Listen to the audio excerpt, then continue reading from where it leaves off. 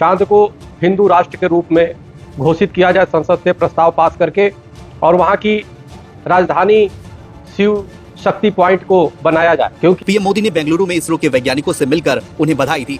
इस दौरान उन्होंने लैंडिंग पॉइंट को शिव शक्ति का नाम दिया। लेकिन वरिष्ठ नेता राशिद अल्वी ने भड़कते हुए कहा कि पूरी दुनिया हम पर हंसेगी, हमने चांद पर सॉफ्ट लैंडिंग की, ये बहुत अच्छा है, हम चंद्रमा के मालिक नहीं हैं। लेकिन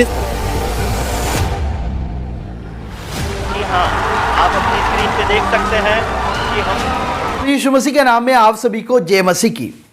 अभी चांद को भी हिंदू राष्ट्र बनाने की बात सामने आई है।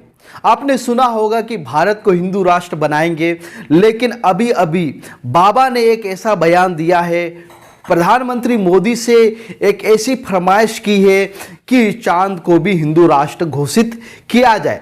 जब चंद्रयान 3 चंद्रमा पर सफलतापूर्वक लैंडिंग हुआ तो उसके बाद से ये आवाज़ उठने लगी है कि जल्दी से जल्दी चंद्रमा को हिंदू राष्ट्र घोषित कर देना चाहिए। अगर नहीं किया तो दूसरा कोई देश आएगा और वो हक जमा लेगा। बाबा ने मोदी जी से रिक्वेस्ट किया है कि जल्दी से जल्दी चंद्रमा को हिंदू राष्ट्र घोषित किया जाए, और इस बाबा का नाम है चक्रमणि, जो हिंदू सभा के राष्ट्रीय अध्यक्ष है। परमेश्वर का वचन हमें कहता है कि सूरज और चांद को परमेश्वर ने बनाया।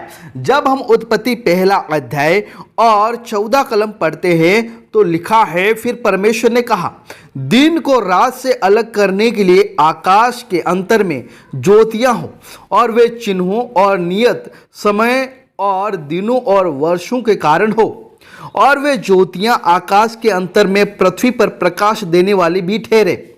और वैसा ही हो गया।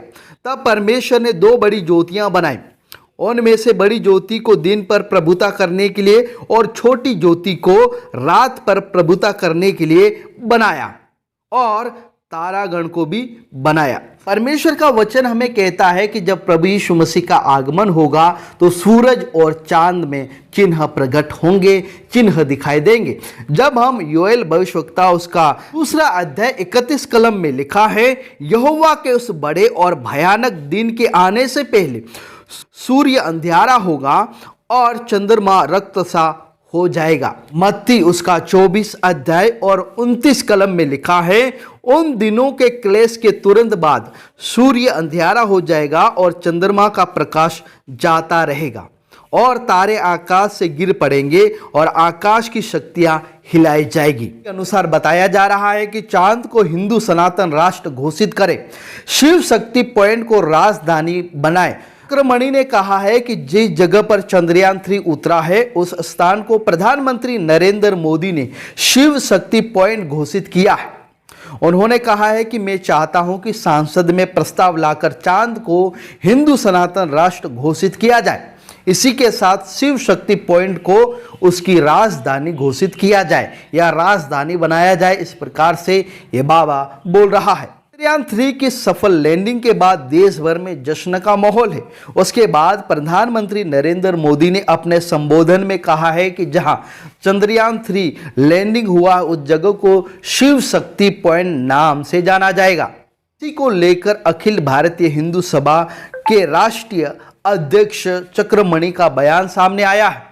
चक्रमणि ने कहा है कि चांद को संसद में हिंदू सनातन राष्ट्र के रूप में घोषित किया जाए। चक्रमणि ने कहा है कि मैं प्रधानमंत्री नरेंद्र मोदी को बहुत बहुत धन्यवाद देता हूं कि उन्होंने चांद पर जहां चंद्रयान 3 को उतरने वाली जगह का नाम शिव शक्ति पॉइंट नाम दिया है।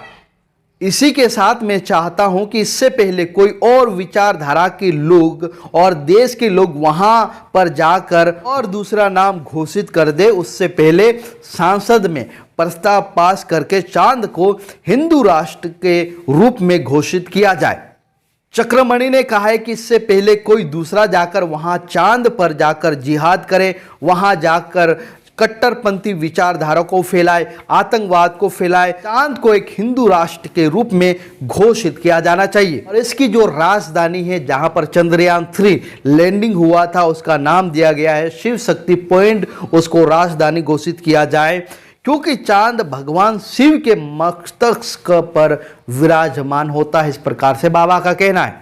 उन्होंने कहा है कि इसी तरह से हिंदू सनातनियों का चंदा मामा से पुराना संबंध है। हमारे शास्त्रों में अनेक प्रकार का जिक्र किया गया है। मैं चाहता हूं कि चांद की शुद्धता और पवित्रता बनी रहे, इसलिए प्रस्ताव लाकर चांद को हिंदू राष्ट्र घोषित कर देना चाहिए।